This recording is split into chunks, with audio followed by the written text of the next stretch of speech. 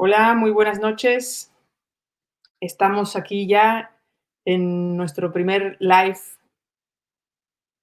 Good night, good evening, everyone. We are here in our first live session. Mayoga Australia. I'm Maite, director of Mayoga Australia, in our very first live session with Hands for Healing techniques, strategies to promote health and well-being.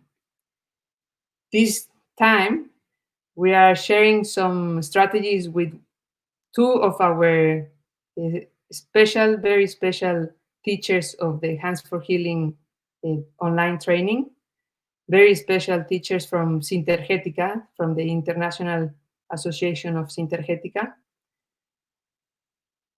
We are hosting the training of Hands for Healing, and Mayoga Australia is also doing other practice to promote health, well-being, freedom, longevity, and all related with the new consciousness.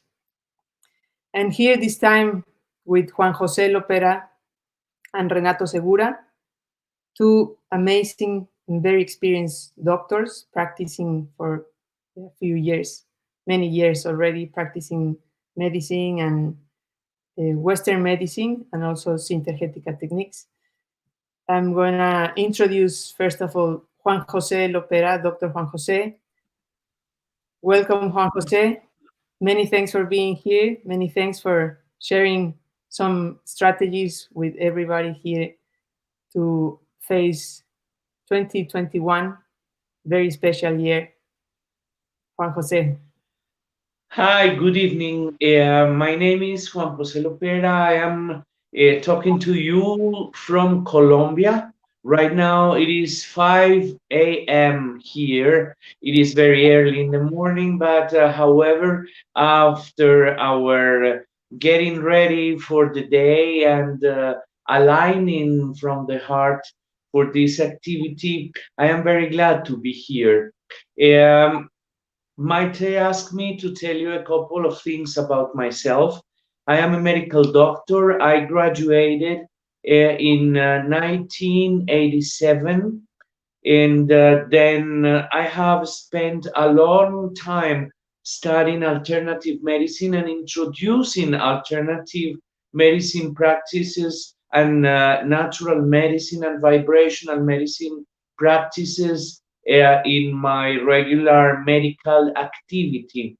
And I must say that one of the big virtues of Hands for Healing is that it is not only very useful, very easy to master, but also it is accessible to anybody who wants to take care of his or her own health, or also to help support other health techniques as a regular therapeutic practice. It complements very, very well things like osteopathy, chiropractic, vibrational healing, Reiki, and also as part of a physiotherapy practice.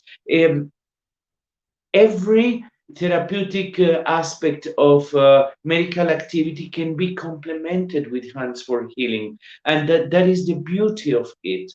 I have been doing that for many, many, many years, and many patients have reported the benefits of it.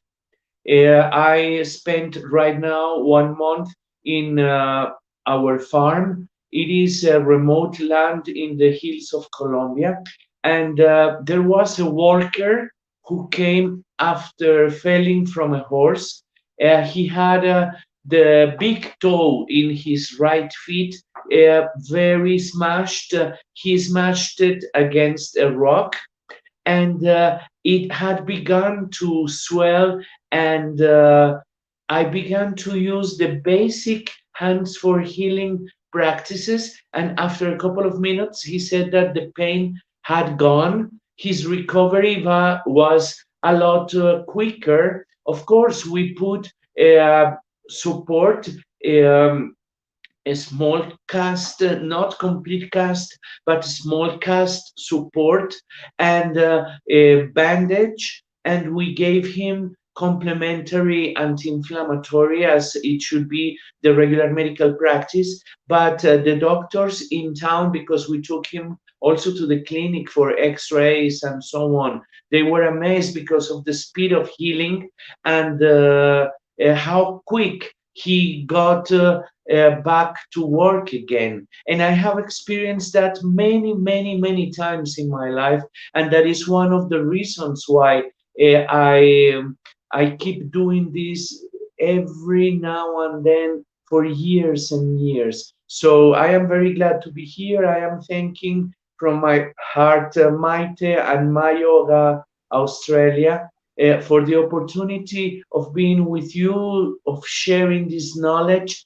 And well, whatever you want to know, please let us know, ask your questions. And I don't know if Renato is already ready to come in. He's coming after an introduction of a little bit more about the Hands for Healing online training that we are actually currently offering. So everyone that is interested in the training is welcome to join us to book their place. The information is in mayogaaustralia.com, all the information. We are currently offering a special offer, a special price for the online training of 5 modules, like very easy to remember with one hand. And in the meantime, if you could share some easy strategies, Juan Jose, as you were saying, sometimes you are in an activity, in an adventure in nature, or just in the office, or sometimes just at home with family. Because there is a quote that says that through self-healing, the healer is born. So sometimes some people is already a healer and are working already with self-healing, or sometimes we have also some other students that they are not healers, they are not doctors, or they are not health practitioners, but they are also interested in knowing more um, and more about these kind of strategies. Well, now Renato has arrived. So Renato is here. Welcome, Renato. Hello, We were hello, Juanjo. Hello, everybody. Good morning. Can Hi, you? Renato.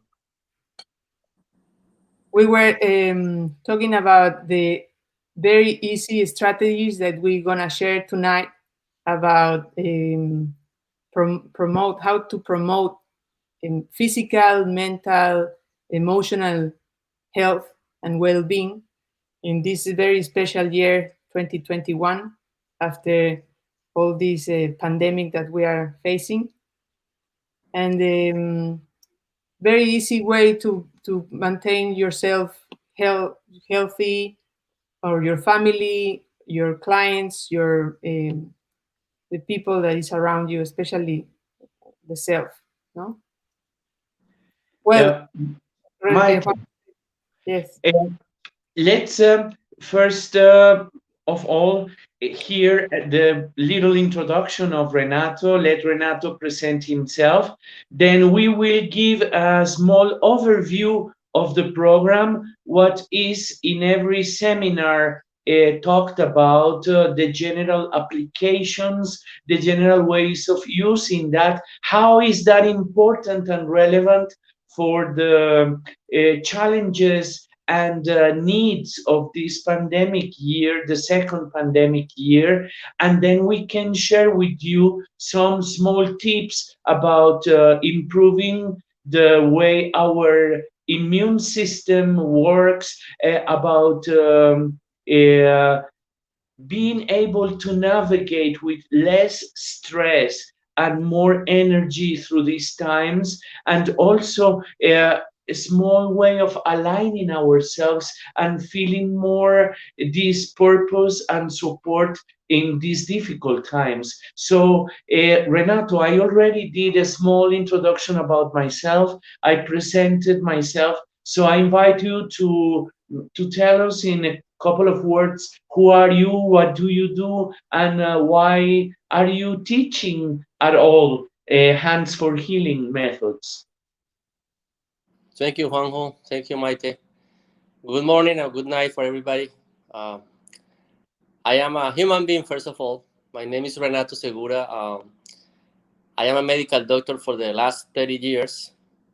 Currently, I live in Miami. It's very early here. And I've been practicing Sintergetic medicine for the last 10 years. I also work in the emergency room, so I have contact with the Western medicine all the time.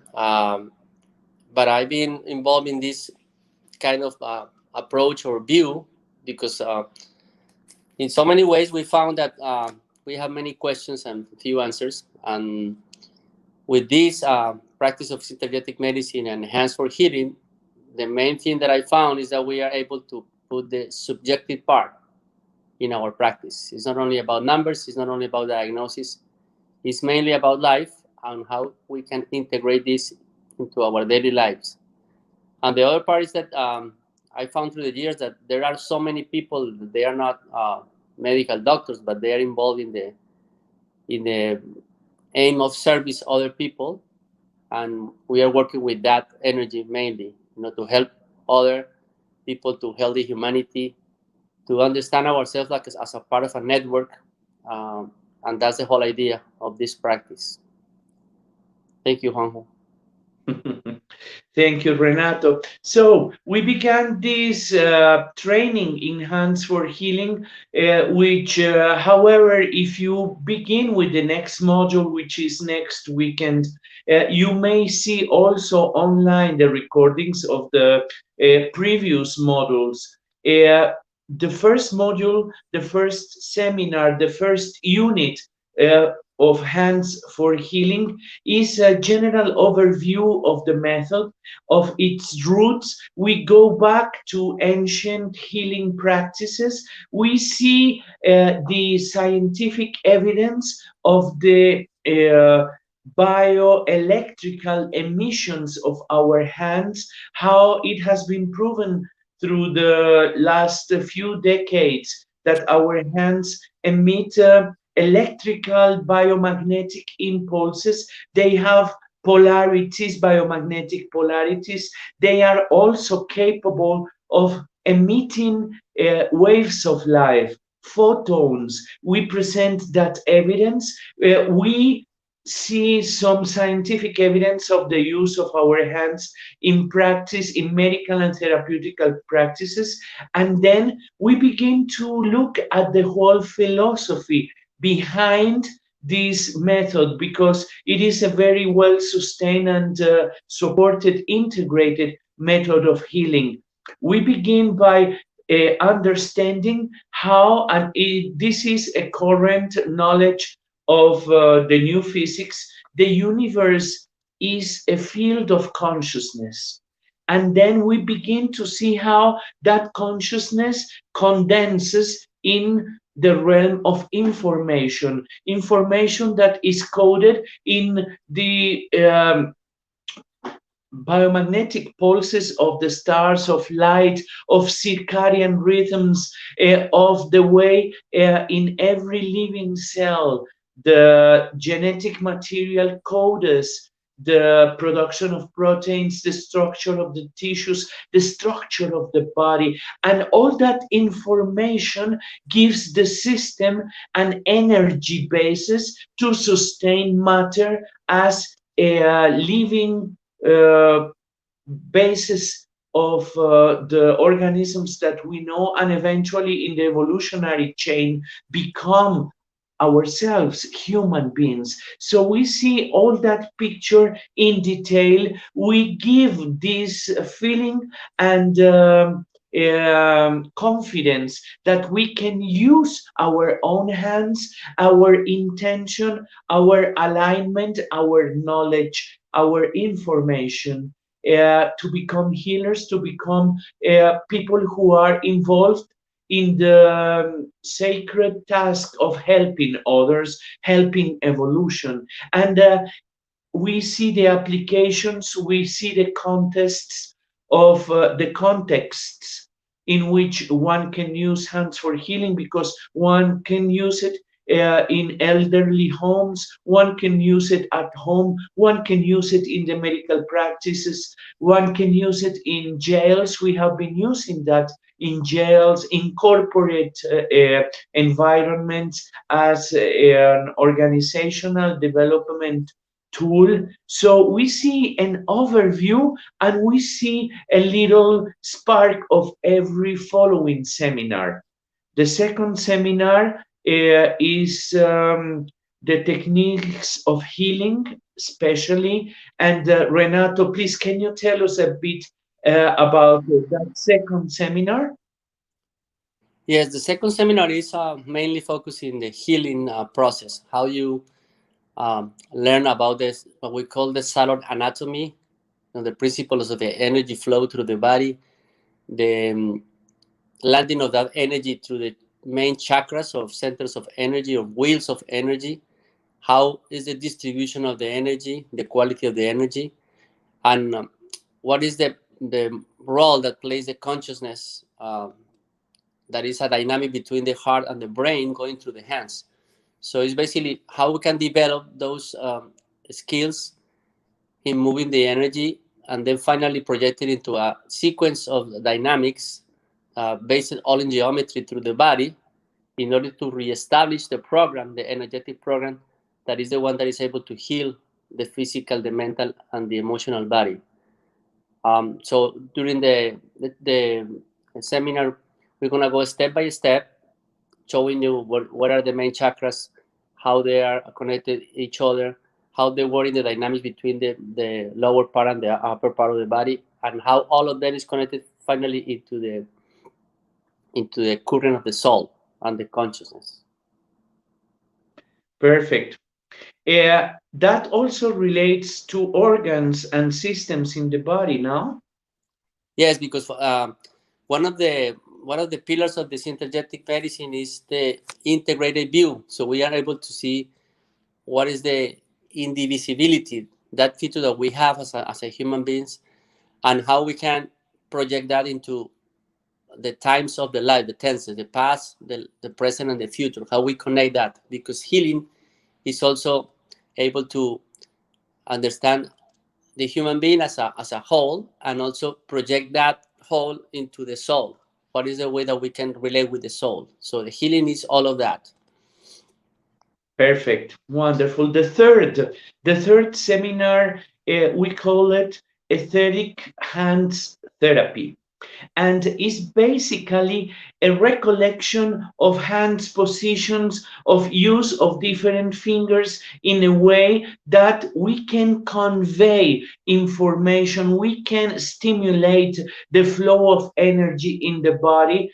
We work with the three Ayurvedic doshas or constitutions, the people who are more Vata, air oriented, the people who are more Pitta, fire oriented, the people who are more Kapha, earth oriented, the systems in the body that relate to these five elements, and how earth, water, fire, earth, water, fire, air, and ether relate to different organs, to different aspects of the body, to different energetic movements that are correlated with pathologies, with physiological movements in the body. We also learn to use different parts of the body as doors to convey that information, to create biocircuits.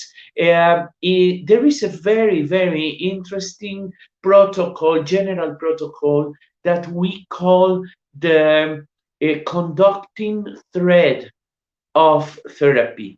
And we begin by the symptom. We relate the symptom with its energy center through the secondary energy center, then this energy center to the polar balancing energy center in the body. Then we integrate that in the sixth chakra, sixth energy center. Then we bring back to the brain stem where the support, the life support, the past, the energies that support life are acting on the whole body. And then we go back with that information with a new hue, with a new meaning, with a new kind of processing. We go back to the point where we started, stopping and at every one of those stages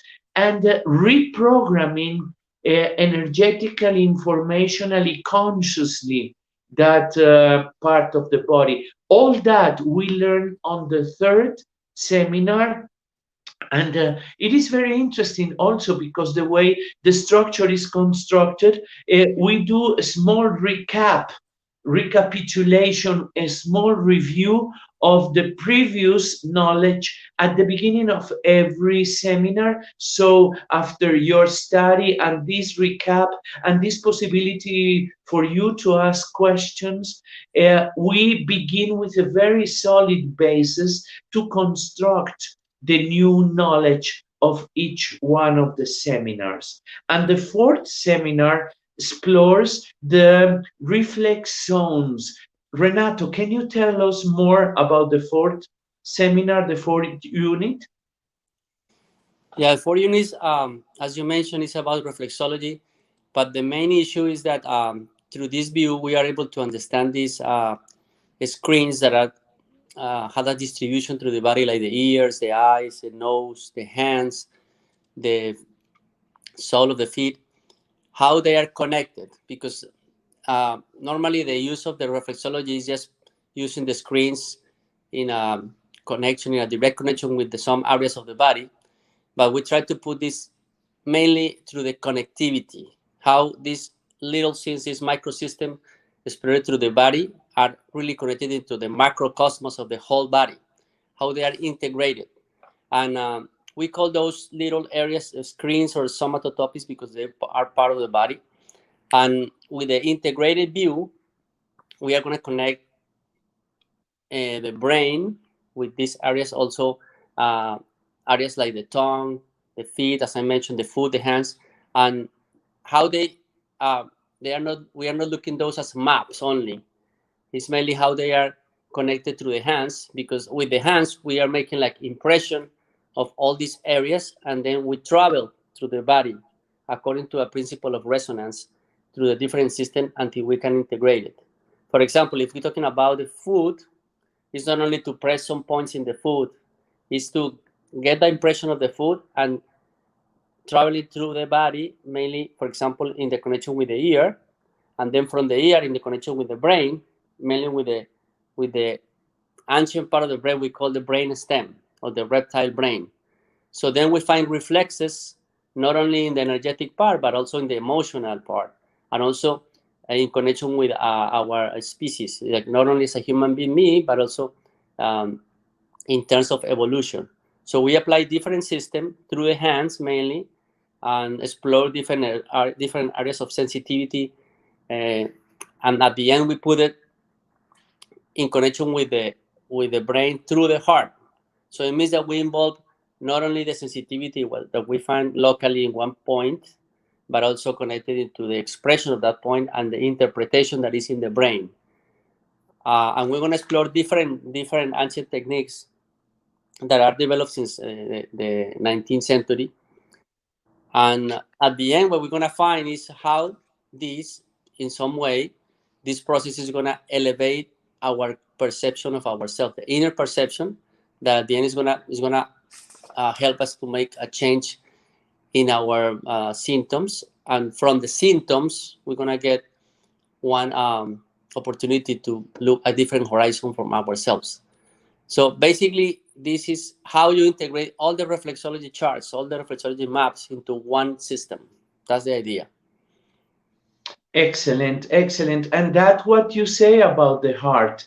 How is it that the heart in its heart field, magnetic field, is circulatory function, creates that integration of the system that is fascinating. Please tell us a little bit more about that, Renato. Well, basically, the heart is the center of many different dynamics. The heart is the center between our connection with the heaven and the earth. We are in the middle. In our body, the heart is the middle part. It's also related with the frequencies. Um, the musical notes is also related with the colors. You know, if you see the rainbow, the green color is in the middle, so that's what belongs to the heart. And also mainly because the heart is the magnetic part. So we are made of rhythms. We are sequences. So when we put any sequence into the body, at the end, that sequence is nourished by the heart because the heart is the master. It's the master of the rhythms. So also the heart is a magnetic field. So if we, for example, if you do an EKG in a patient and an electrocardiogram and an electroencephalogram, they have a connection. How these waves of information in the heart are connected with the waves of information in the brain. And there are many different studies that proves that all the rhythm of the brain is controlled or is in resonance with the heart. So every single information that we have in the body finally is going to go through the heart to spread it and to create a systemic response. And the other thing is from the heart, there is a strong connection. And I think this is the foundation of this system is how the heart is connected with the hands. So we are making only movements with the hands to heal or to move energy. We are connecting those hands with the heart and from the heart with the consciousness. So every movement is a movement of consciousness, not only a physical movement. Excellent. So, Hands for Healing is also a therapeutic approach from the heart. And the last one is the practical application of the techniques to different clinical settings. And we will be emphasizing the applications of what we have learned in the previous units to the specific challenges of this pandemic year. One of the challenges is, for example, to keep our immune system high with good energy, with good reactive capacity, able to face the imprints of the virus, of the SARS-CoV virus.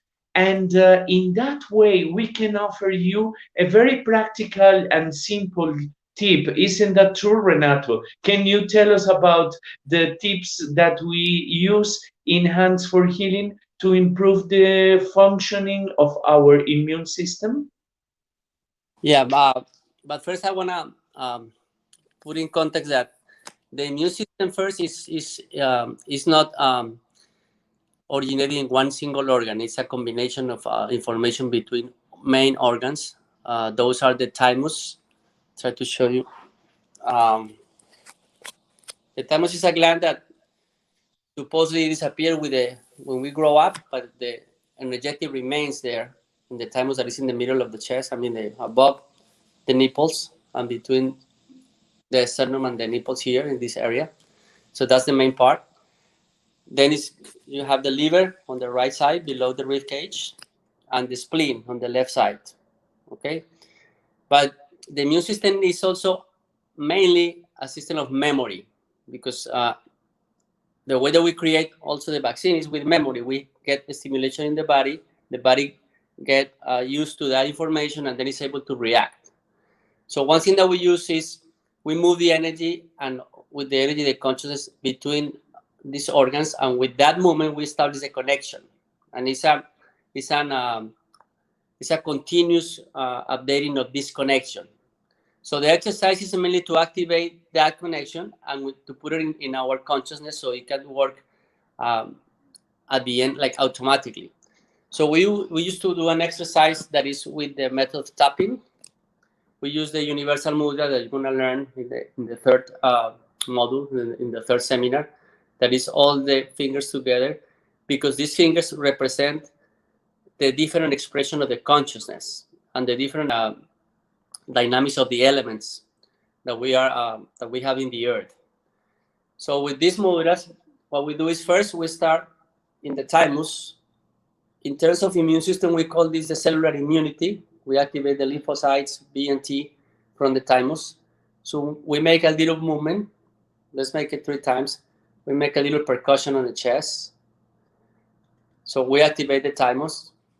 And then we move the hands to the left side on the rib cage. Then we are aware that this is located, that the spleen is located in this area. The spleen has 2 different chakras, but we join in one here.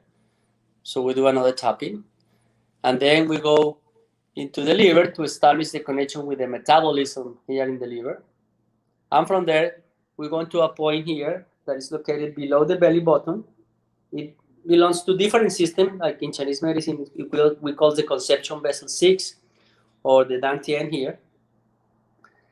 And from there, we go back through the tapping, we go back to the liver and the spleen chakras, which are secondary chakras, and from there into the thymus. Now, from here, we have to connect that with the rhythm of the body, with the system, which is controlled by the thymus and the pineal gland of the epiphysis. So the pineal gland is the connection with the soul and the information from the soul. So we put, as I mentioned at the beginning, we put everything in context. It's not only one organ, it's not only one system. So the exercise is doing this 3 times. So you go into the cellular immunity with the thymus, moving into the humoral immunity on the spleen, connected with the metabolism in the liver, go back to the dantian here. And if you see this motion are included in a geometry.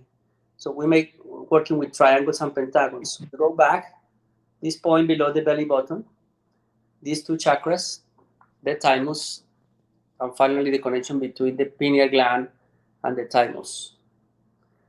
So let's do it for the 3rd time. So we go thymus, spleen, liver, the dantian, and then we go back to the secondary chakras of the liver and the spleen, through the thymus, and the connection between the thymus and the pineal gland. That's one exercise. There are many, but this one, a simple one that you can make in a few minutes. How often should one do that exercise, Renato? You can do it 3 times in the day easily, but if you don't have more time than once in the day, you can do it. The main thing is not just that you are able to progress, to move your consciousness from the mechanical motion of these chakras to finally understand what is the purpose of that. Because one thing that happens is when you make a little stop in your sequence, in your daily life, and you spend time doing this, you are alerting your consciousness. So when you are doing this exercise, for example, you can express clearly what is your relation with the fear of the virus, for example. What do you expect? What do you think about this virus? If I'm going to die, I'm not going to die, my family, my friend. All the concerns that you have to put it into this practice, because then you are going to be able to have a different horizon. How do you relate with the fear? How do you relate with the expectation of death, and etc.? So again, this is not only about the mechanic of the movement. It's about how we are aware of who we are from this point. Yes, and also that when the mind is aligned through knowledge and intention with the movement of the hands, it increases the energy, it increases the quantity of information, the quality of information that is conveyed into those healing movements. And it is because of that, it is very important to understand that all these movements that we will learn in Hands for Healing seminars are backed up by our consciousness, our knowledge, our intention, our alignment, our love, our capacity to heal and be and feel part of the human system as a whole. Maite, hi, you are there again. Tell us beautiful things. Many thanks, Renato and Juan Jose. This is very amazing techniques. Thank you. I'm very grateful to be part of this program, of this wisdom, of this synthesis of many ancient techniques related with health. And it's a revolutionary way to see or to approach health. Many thanks for sharing this very simple and useful strategy to maintain our well-being. We have a few questions from the audience. For example, one is related that if this exercise is good for the physical health, emotional, and also mental, or is specific with one of the aspects. There is one very important thing that we have to bear always in mind is, as Renato said so clearly before, we are a unity. We cannot say where our soul stops and begins our mind, and then our emotions begin, and then our body. If we feel an emotion, if we are concerned with a thought, if we are amazed by a contemplation state of mind in deep meditation, all our body is reacting. So we have to begin to see ourselves and our patients as a continuum of consciousness, information, energy, matter, interacting constantly in that web systemic wave of interconnectivity. That is one thing that we stress very strongly in our teachings, because one of the most difficult things for the Orthodox medicine is that we tend to separate into small little things, and we lose the perception of interconnection that takes place in the human body. If we hear a noise, immediately our heart begins to pound. That is a response to an increase in chemical compounds, noradrenaline, cortisol. We become stressed. That is attached to an emotion, that is attached to different thoughts about how fragile we can be, how vulnerable, what can happen to us, our future. Many things begin to work at the same time only because of one external input.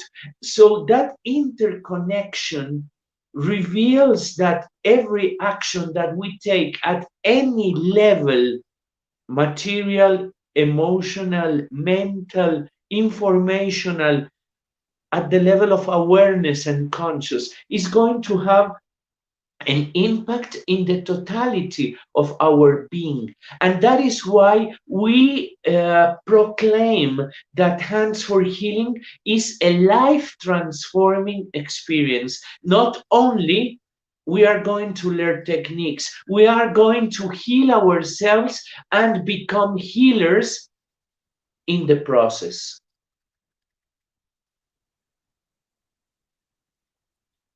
Very clear answer. Many thanks, Juan Jose. We have more questions, and we encourage our friends watching to ask more questions. This is the time we have here the teachers, the masters, to answer any questions. So another question is related with what you were saying as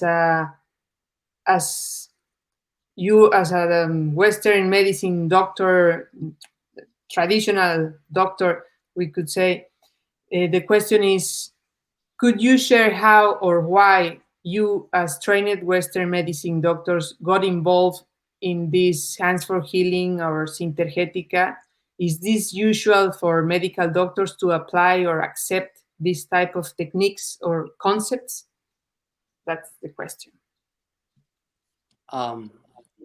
Well, it's a very good question. Yeah, it's a question that we do ourselves every day. But let me tell you this. Western medicine, we grow up with that, and we have a lot of benefits from the Western medicine. The surgeries, the vaccines, the treatment for cancer. We have a lot of success with the cancer treatment. So we are not against Western medicine. We are part of the Western medicine. Um, Now the problem is, for me, is a simple problem. Is Western medicine treats diagnosis. We make conferences around the world about treatment for Parkinson's disease, for Alzheimer's disease, even for the COVID, but we forget about the people. So it's like we don't take in consideration the subjective experience. So in my particular case, and I think it's the case of other professors in Hands of Healing, is that's not enough, because that doesn't explain the life as a whole. Because we have jobs, we have families, we have emotions, we have illusions, we have expectations, we have our personality. So the life passes across through ourselves. So if we only think about a technique, about Western medicine, about diagnosis, about medication, we forgot the experience of the human being. And that's made you feel empty.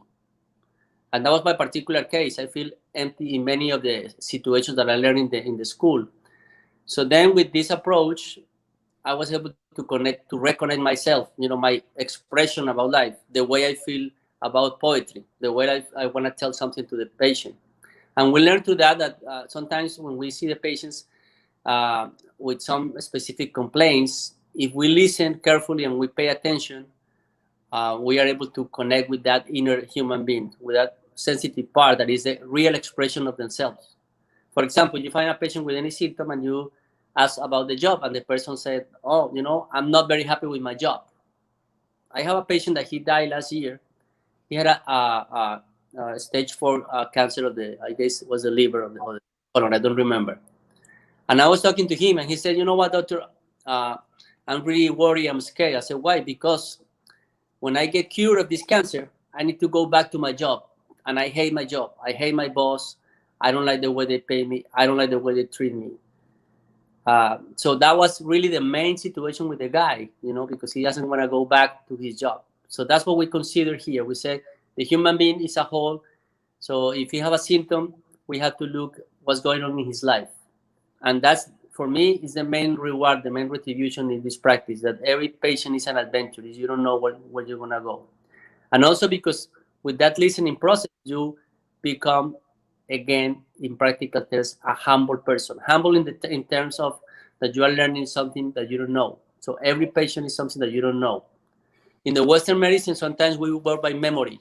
We work by which protocol I have to use, which molecule I have to use, and we forget that inner part, the real expression of the human being. That's the main thing for me.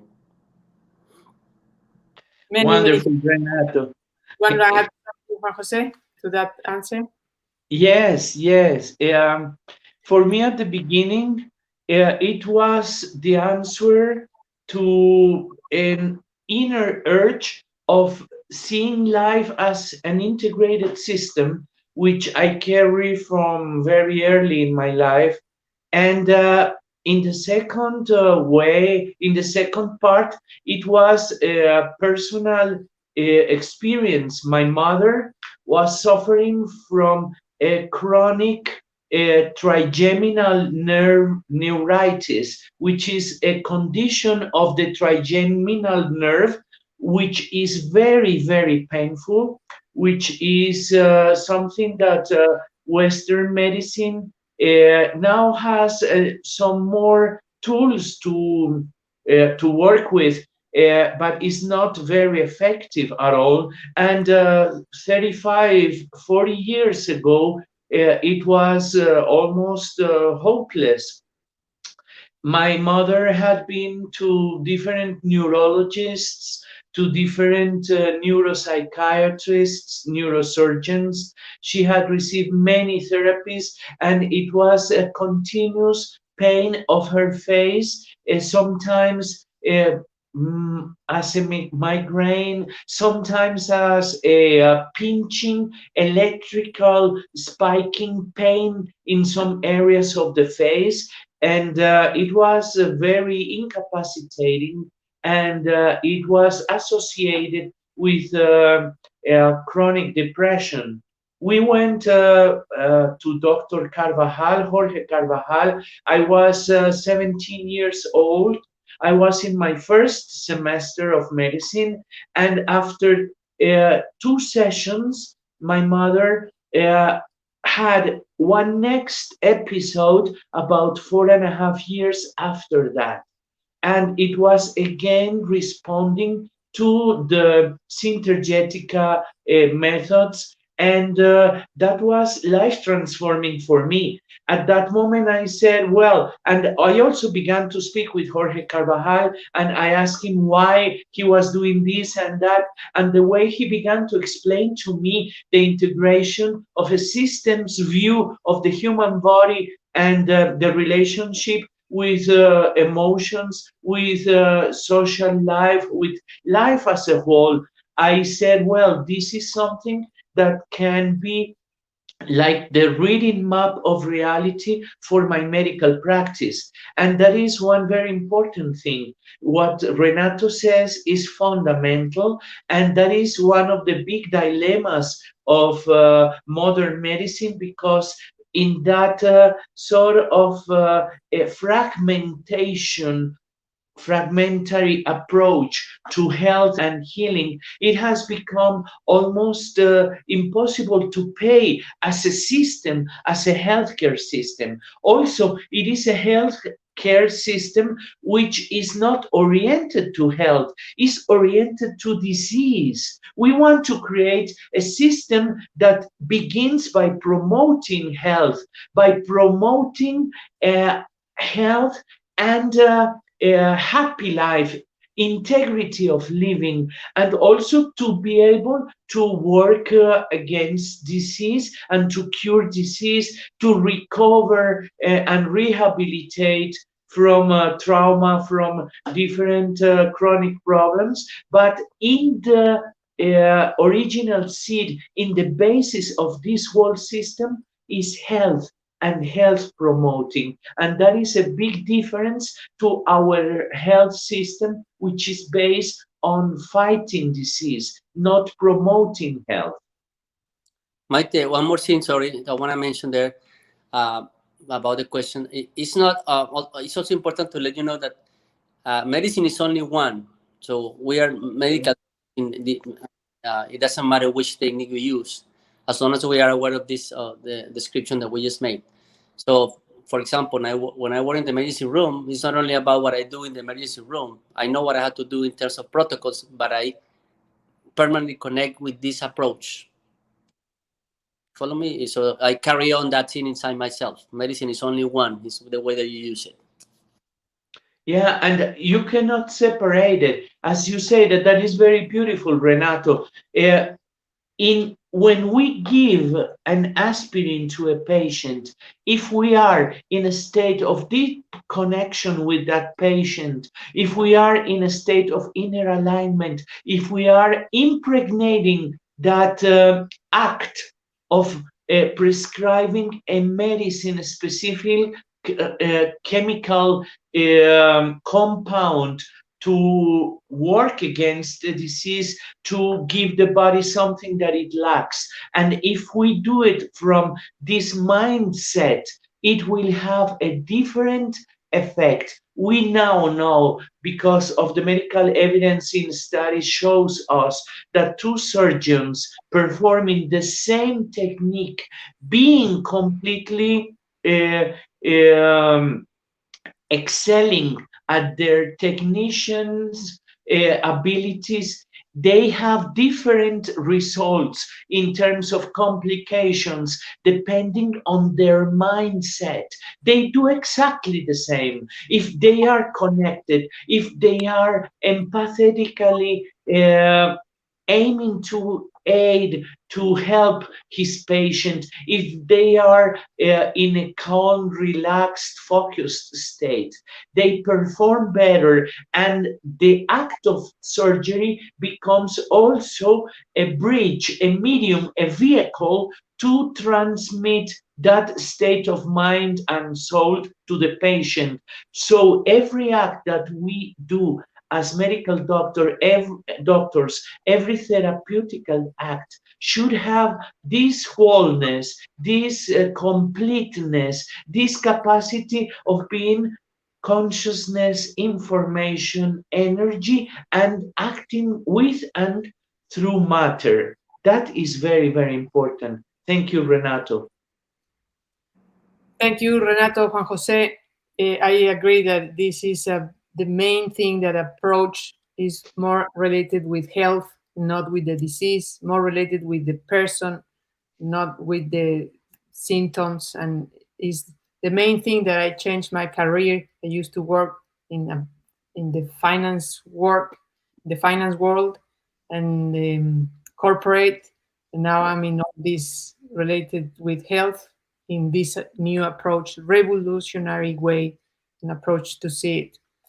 And continuing with more answering questions from our friends audience. One of the questions I can answer it is related with if we could translate this into Spanish, and I could say that this is actually very, very special time that we are doing it in English. The main thing about Sintergetica or Sintergetics, it's been in Spanish in Latin America, and now is now in Australia in English, and well, many other content is in Spanish already. And if you're interested, They can visit sintergetica.org, and they have there tons of information in Spanish, PDF documents, articles, videos, a lot of material. In fact, and related to the previous question also, there are more than 20,000 people around the world, 99% of them in Spanish or Portuguese speaking areas, who have done the trainings either of Sintergetics or Hands for Healing. So all that material is available at Sintergetica, Sintergeca.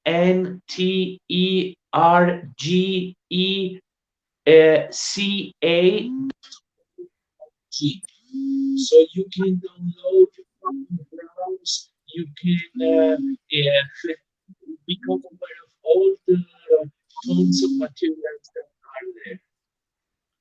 yeah, the website is in the stream. They can just have a look there. So yeah, a lot of material already available in Spanish, and now we are doing it in English after a few requests. Well, another question is related what you were mentioning about the belief system. The question is that if this practice and techniques have a different effect depending on the beliefs of the person who is receiving it. Renato, do you want to answer that, or should I? But I can take my expression and then, yes, I mean, to answer the question, I go to the general principle that we have in Sintergetic, and this that has many applications, and that is, we have in any human act, we have the action, we have the reaction, and the main thing, we have the relation. So in a simple way, when you approach anybody or somebody approach you with a specific complaint, you establish a relationship, a possibility. So one is, what is my complaint is the action. How I listen to that complaint, how I relate to that complaint is the reaction. But between me and the person, between any practitioner and the patient, that develops a relationship. So if I only want, for example, if I listen to the complaint and I only want to put my protocol, it's basically I only want to do it my reaction against that person. But if I'm open and I listen, then I create the possibility of the relationship. And in the relationship, there is the main thing that I understand through the years is you have the chance to get open or get the expression of the consciousness. What it means is, for For example, you have pain in the physical body, in one specific place in the muscle. I make some pressure, I cause an action and reaction. But if I understand that, for example, that particular pain in some specific area is also associated with an emotion, then I have the possibility to express that emotion through the action and reaction. So uh, is when you are doing any consultation with a patient, you need to understand which are the beliefs, for example, the religion, what they are, which are the expectations. You make a relationship with the expectation, and you are able to approach that patient. So it's not only what you make intellectually; it's also what the connection that you have to do physically and energetically and emotionally, of course. So from that thing, you always, with respect, will understand which are the expectations, and you try to put in terms of that.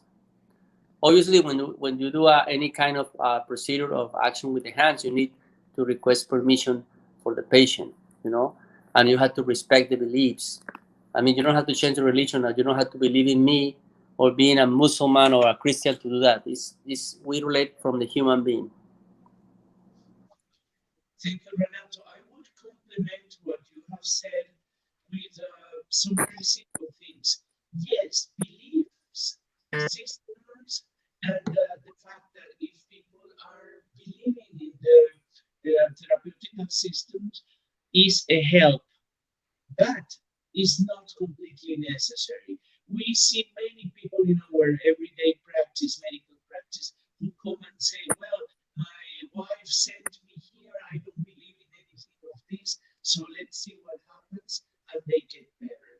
And when many people ask me about that, I recommend them to read an article that is available through Google Scholar. It's a paper of a study that was made on mice that had metastatic breast cancer. They did a therapeutic touch remote healing with the hands on the mice with the control group, and they make recall some data showing evidence of better recovery. We cannot hear you very well, Juan Jose. What? We cannot hear you very well. We have something in your sound is not very good, but you were talking about some research that is showing effects on mice. So let's Yes, yeah, now, yes. yeah? Let me Now let me see what happens. Now it's better. Yeah, now it's better. Good. Not too much. yeah, not very well. Well, we lost Juan Jose for a little bit. He will be back. And well, in the meantime, I have another question. Maybe you could answer it, Renato. Is related with some of the belief system that apparently, well, is coming from someone that is studying medicine, and he said that in his understanding, the thymus gland, it is a gland that disappears when you are growing up, around at when someone is around teenager or some the thymus gland start becoming very little and suddenly becomes just a fat, a piece of fat or something like that. So you have any Juan Jose is back. Hi. Oh, you want to finish that comment about the research about Yes, yes. When people ask me about the weight of faith and belief in this kind of therapies, I tell them always that yeah, it has an impact. The way if you believe or not, the power of belief is known to medicine for many centuries now, 3 or 4 centuries, but is not the only fact. Many people come to our medical practices saying, well, I am here because my wife sent me. I don't believe in any of this, so you have to prove me wrong. And they become very, very big fans of the methods because they experience in themselves the transformation. And also, I relate people to Google Scholar. I tell them, look for the studies of therapeutic touch healing on mice that have breast cancer. It is very difficult for a little mouse to have a belief system in pro or against hands of healing.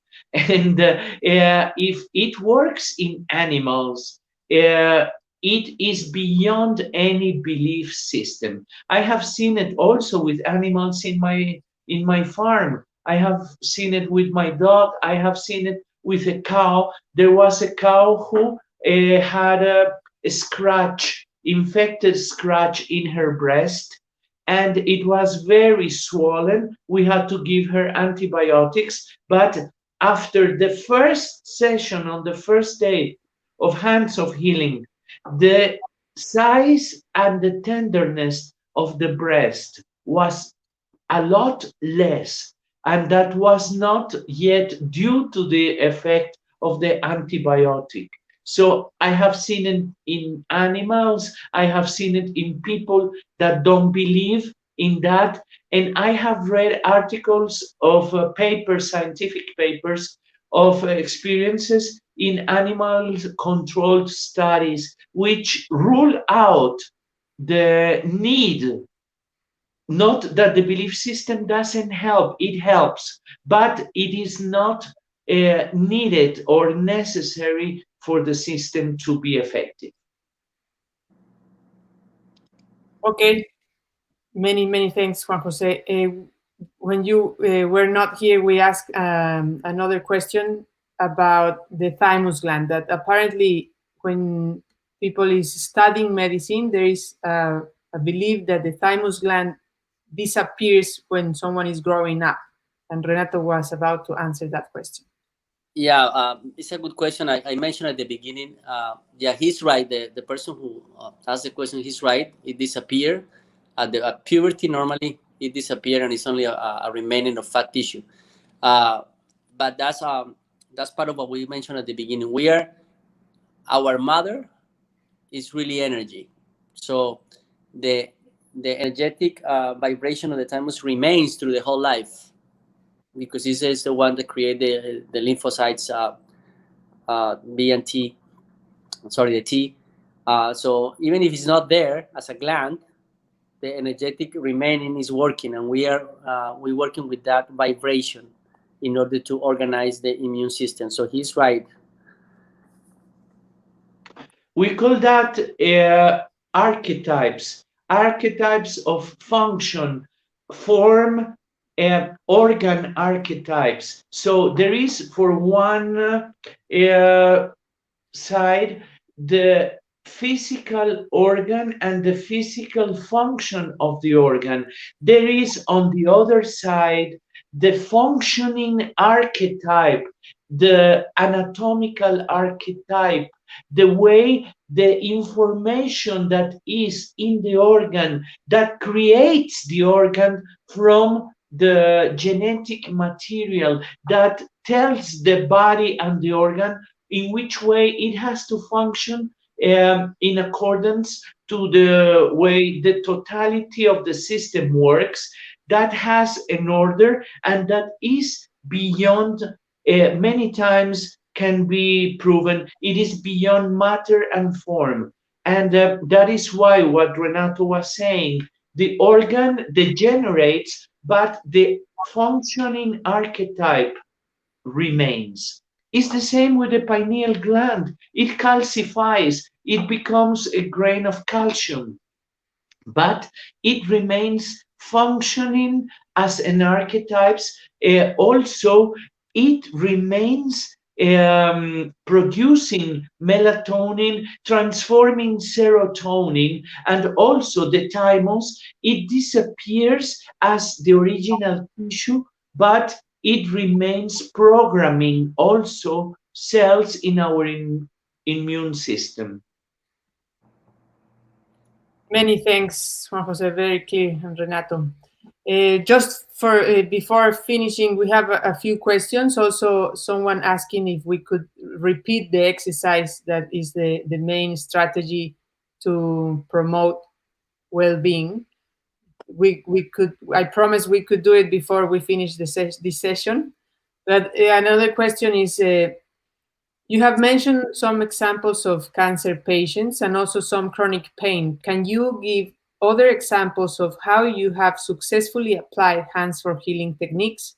What are some common situations where it can be very successful and the difference between these techniques and Reiki?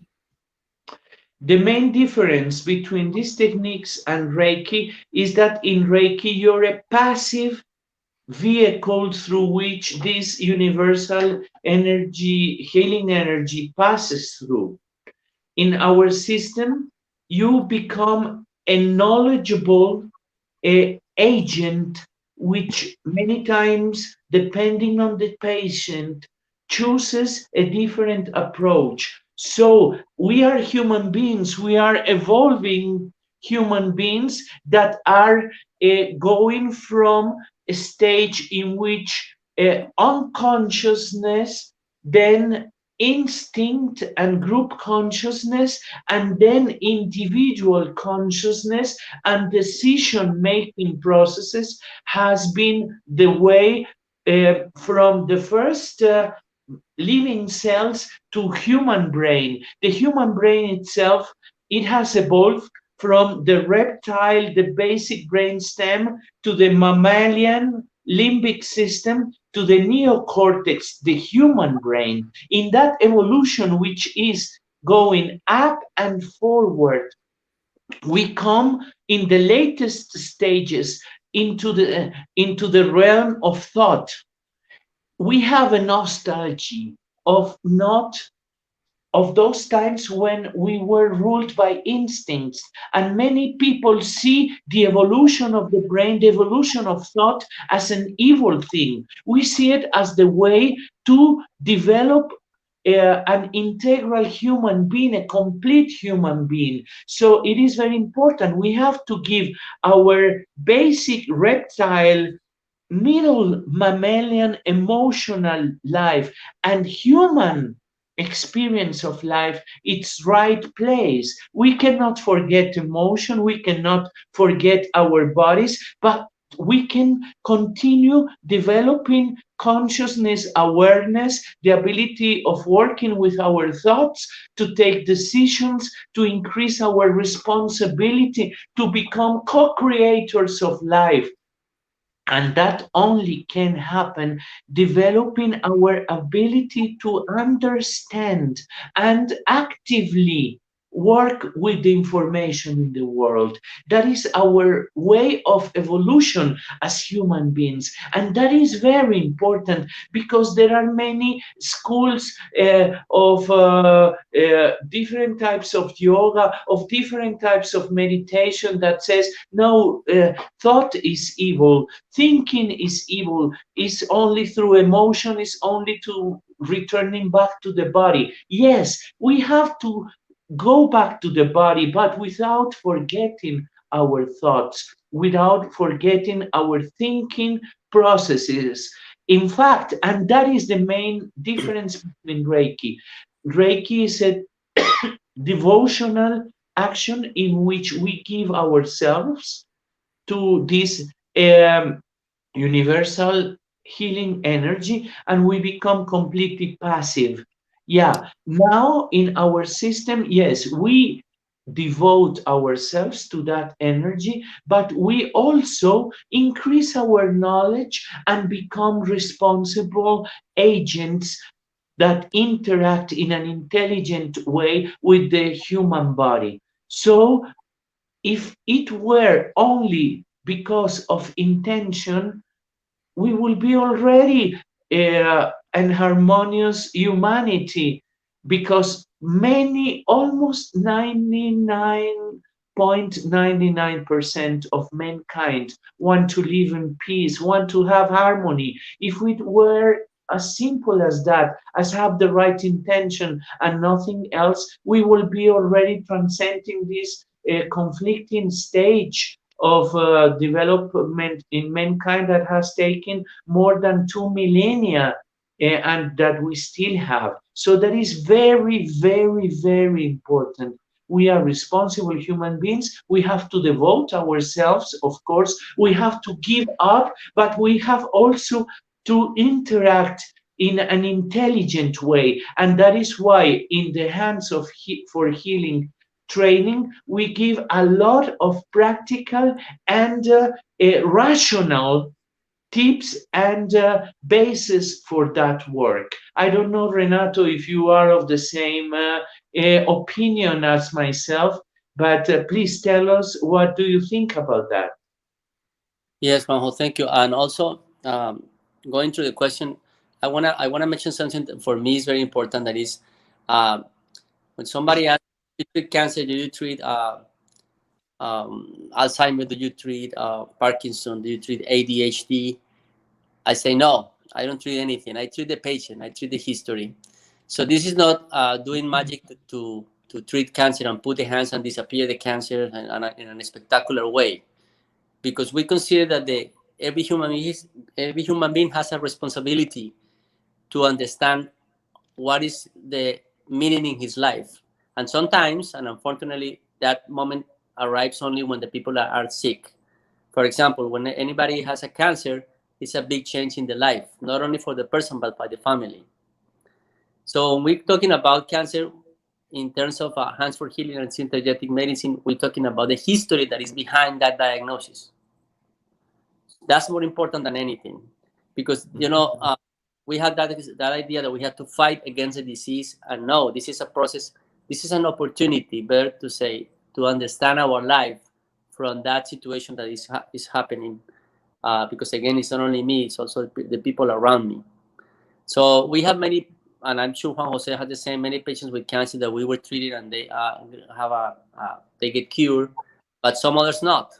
But at least they understand what is the process of their lives. I give an example. Because you remind me that I have a patient that I know for the last 7 years, and she's an elderly patient. Right now, she's 84. And when I met her the first time, she had a breast cancer on the left side, and she get in remission. So I mean, she get cured for that cancer, and then she was fine. She's a good mother, a widow. 1 year ago, I started noticing that she has some changes. She has some blood in the urine, and so I suspect that she has a recurrence of the cancer. So I sent it to the oncologist, and we found that she has a cancer in the kidney. And finally, she need to go to surgery. The kidney was removed, so she's working only with one kidney. Then I saw her just before Christmas, and she arrived with her son. She was very concerned because for the last 3 weeks, she told me that she has hypertension, tachycardia. She feels too much pain in the left side of the breast. She went to the hospital. They did all the tests that you imagine, MRI, CT scan, all the blood tests. Everything was normal, but the patient is still very anxious with high blood pressure and tachycardia, in spite of the medication also. So the main thing is when she came into the room, I noticed that she has, her hair was very disorganized. She was always an elegant lady, but this time the hair was disorganized. So that calls my attention. So I put the patient in the table, in the examination table, and I put my hand across her body, and I noticed that some kind of vibration in the fourth chakra. So I start to ask her question, and that's the main thing. I say, what happened around the time at the beginning of the symptoms? 3 weeks ago, what happened?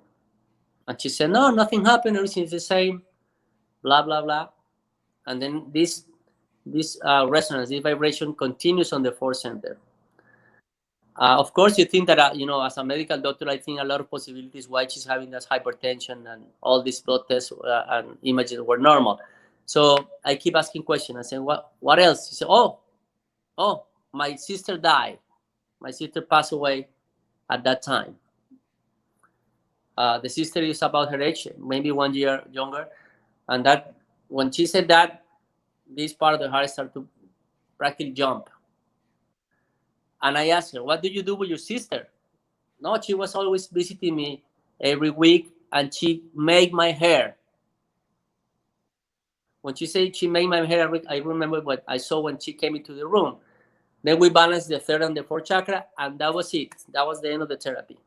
I saw her last week, and she told me, I don't know what you did, doctor, but those symptoms disappear. So the point that I'm trying to mention here is that it's just the awareness that something that for her at the beginning was very normal because she tried to deny it. Then was very important that it changed the appearance of her. And that was the main issue. It's not the tachycardia. It's not the hypertension. It's not to treat the cancer. It's that you get involved with the history. That's the main thing. When you connect with that, that's more important than treating that.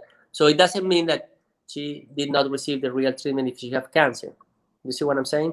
So sometimes we have patients with cancer that we listen to the patient and they say, I want to do the chemotherapy, I want to do the surgery, but I want that you stay with me, that you give me some support in terms of the therapeutics, in terms of the emotion.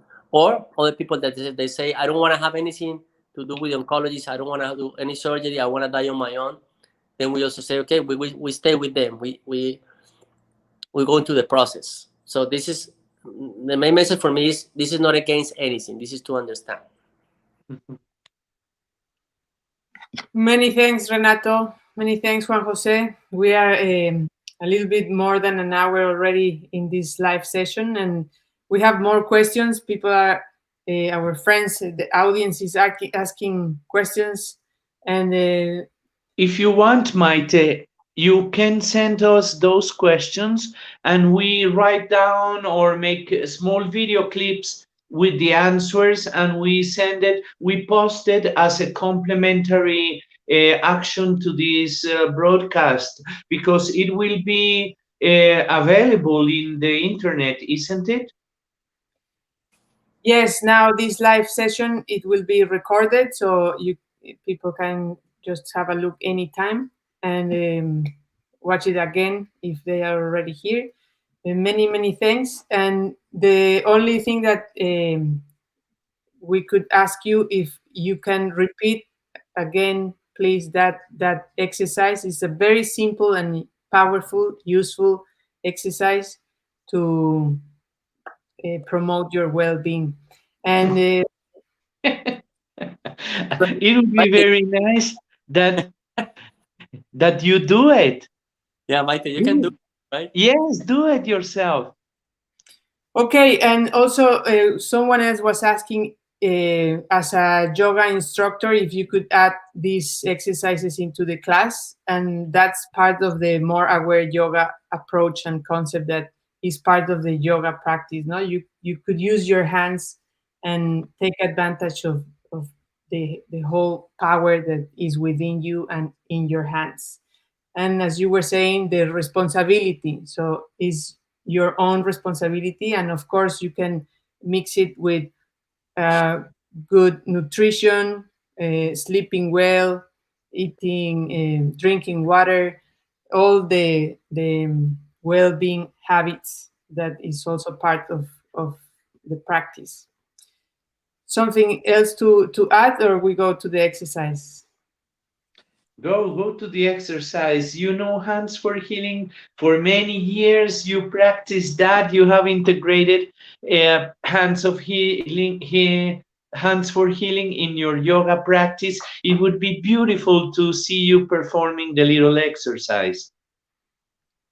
Just one more thing before you do the exercise, Maite, just to finish this. My invitation also is, as Juanjo mentioned, this is not only about techniques. This is about common sense, because you, as a human beings, we all share the possibility to ask questions. So my invitation is to keep asking questions. In terms of the disease, what are my expectations? What is my fears? What I can change after the disease, if I have any disease, And also, not only as a patient, also as a therapist, is which are my expectations, what I want to do with this patient, if I be qualified only to treating the pain and get success or not. All these questions are very important because at the end, everything that happened to us is involving the others. So I say, without the others, there is no me. Without the ambiguity, there is no identity. Without despair, there is no hope, and mainly without the end, there is no start. So keep that uh, alive in your practice.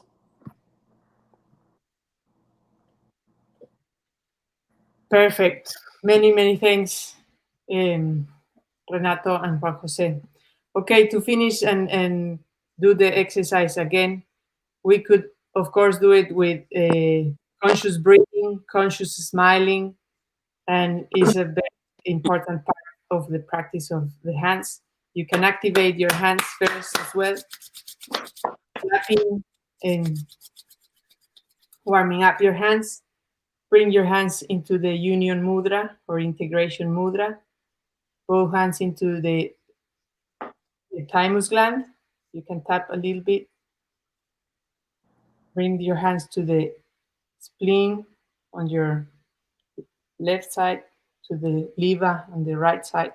You can do it separate. Visualizing the triangle. And also then a little bit below the navel, so into the lower tantien, and back to the thymus gland. And from the thymus gland, one hand up to the pineal gland. Keep tapping. You can change your hands a few times and feel the connection, connecting thymus gland, pineal gland.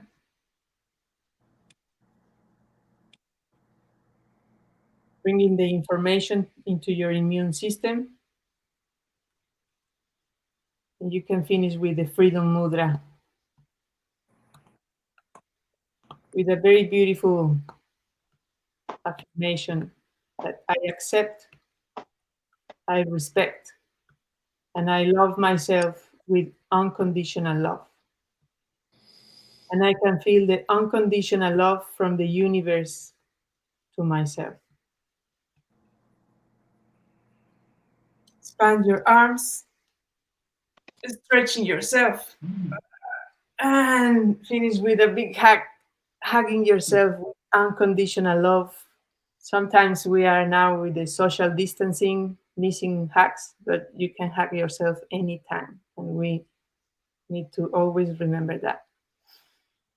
Lots of love. Sending you a big hug, Renato, Juan Jose, and all of our friends watching us. Many, many thanks. It's been a beautiful live session, broadcast. Hopefully, not the last one. And we encourage people to book their place in the Hands for Healing online training. A beautiful approach to health and well being, and beautiful teachers sharing their experience for many years, experiencing this awareness and healing through consciousness and the power of your hands.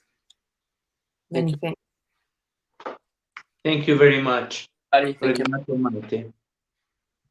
Thank you.